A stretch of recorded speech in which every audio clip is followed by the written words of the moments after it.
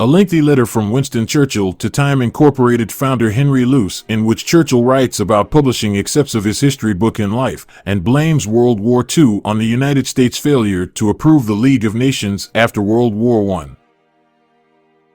I have read your letter with great attention and am in much agreement with what you say. The third question, which you raise, namely why were the leaders so stupid and weak, and why did the nations and peoples of Europe throw up such bad leadership, shall certainly receive an answer. The reason is because in those years there happened exactly what is happening today, namely no coherent or persistent policy, even in fundamental matters, among the good peoples, but deadly planning among the bad.